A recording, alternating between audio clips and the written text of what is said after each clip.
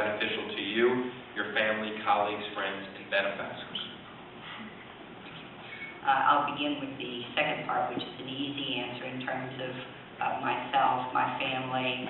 I don't know who my benefactors are, but probably them too, in terms of recusing myself on any votes. Of course, I support full transparency with the award of city contracts. I believe that we should, with city contracts that go up to bid, the contractor needs to give total information on the ownership of that business, also the identities of all subcontractors. And this is an important thing. This is often where the hidden partners are, is in subcontractors. So for every contract that is a contractor that bids on a city job, they should have to identify the owners and also the subcontractors and owners of those subcontractors before any contract is awarded. Mr. Robertson. Well, I would hope to act with complete integrity so I wouldn't have conflicts of interest. The only family member I have, the sister works for a bank in New York, so that's not going to be a problem. You know, you have this technology of the internet where you can put things and make them public, so I think this is something that can be used to shed light if people are willing, but we know that politicians will talk about transparency but then don't act on it. So where there's a will, there's a way. I think the council can impose its will in this respect on a reluctant mayor if it's united and says, yes, that's how we want business to be done in New Orleans. Did I answer the question? Yes. Next up, Mr. Batt. I would like to see the Inspector General, the Office of Inspector General, to review all contracts, whether the mayor's or the city's contracts, as they go out, and have total openness. I agree with Ms. Guidry. A lot of times you have people fronting for other folks, and we've seen too often. I mean, I served with 2 convicted felons on the city council. Okay? I mean, think about that, guys. 2 convicted felons. Now, I know I've been checked out by Jim Letton and Bernazani and everybody else there is, but I'm for total openness in government. The Inspector General's office needs to be autonomous, needs to be fully funded. There's a mechanism in place for that. But not only just the council contracts, the mayor's contracts that he does too as well. We need to push for that and push hard. Ms. Blanque. Restate the question, please. Sure. Will you initiate and support the requirement for full transparency in the evaluating and awarding of city contracts? And will you recuse yourself from any decisions or votes that may be beneficial to you, your family, colleagues, friends, and benefactors? Absolutely and absolutely. Transparency is the key in the process, the key in the solution in many of our problems within City Hall. So I would absolutely initiate and support all mechanisms to have clear and present oversight over contracting, particularly procurement.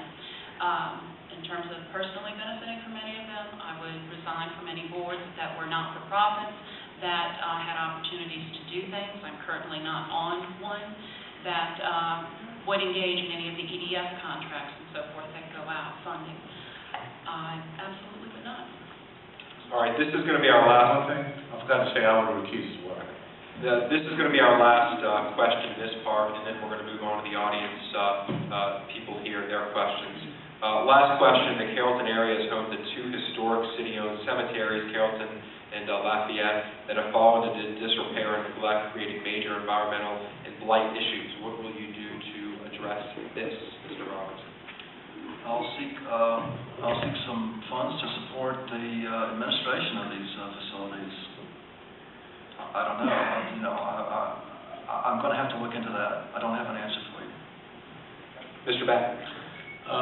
What we need to do is find other revenue sources, and we could talk about the monies that we can collect from the fines and liens and the sales of blight to dedicate some of those monies to the cemeteries, the 2 that you're referring to. Save Our Cemeteries is very, very involved into looking at different cemeteries around the city. They've done them in different parts, but they're an independent nonprofit, and they don't have a stream of money that they can just throw at every cemetery we have here. We have a dilemma, though, and Parks and Parkways does what they can with whatever they have in order to keep things trimmed up. But they're in a dilapidated state, and it's disgraceful, quite frankly, and I think everybody in this room would agree on that. But there are funds, if we work efficiently and openly, we can spend our money more wisely. Ms. Blanque? I would seek to find funding sources to help clean up those cemeteries as well. A lot of the not-for-profit world is not receiving the donations that it once did, so it may take some creative ways of doing it, of getting funds. That's really the best I can do with that one. Cemeteries can be a for-profit entity, and we don't necessarily want to take care of for-profit entities. Ms. Guidry? I believe that the cemeteries that we're speaking of are public cemeteries. They would fall under the authority of property management at City Hall.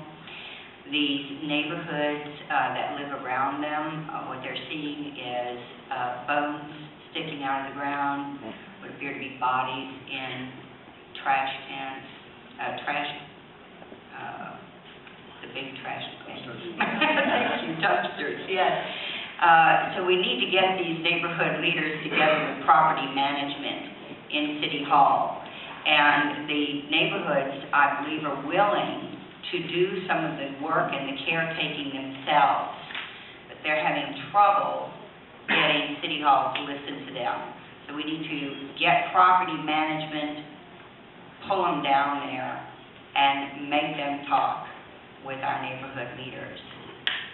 Thank you very much. We're going to move on to the next part. Once again, questions from all of you here. Just want to let you know that many of the questions that we've received, many of them are designated for one of the candidates, and it's probably not fair because what would happen is one of the candidates would get a chance to answer a lot of questions, and some of the others wouldn't get a chance to answer any. It looks like most of these questions can be fairly and easily answered by everyone here. They're kind of just addressed to one person for some reason, so we're going to just do the same format.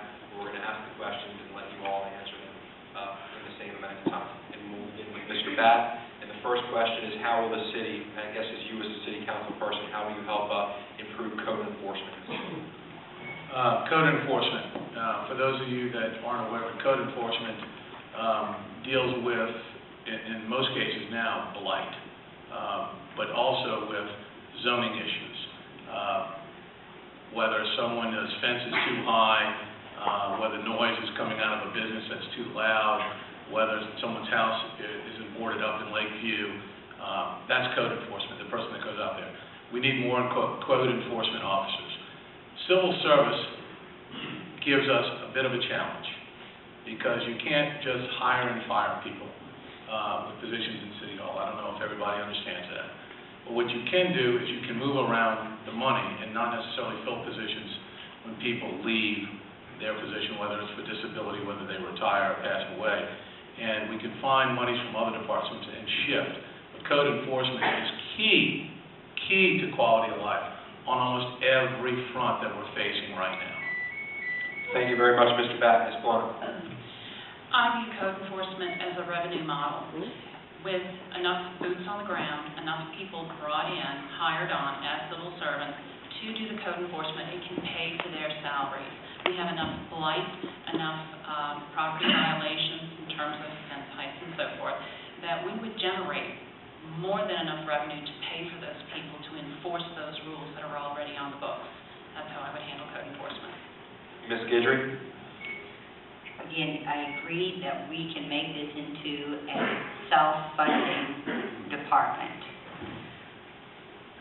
If we enforce the fines, and what we're doing now is that we're adjudicating these properties as blighted, and we're giving them $100, $200 a day fines.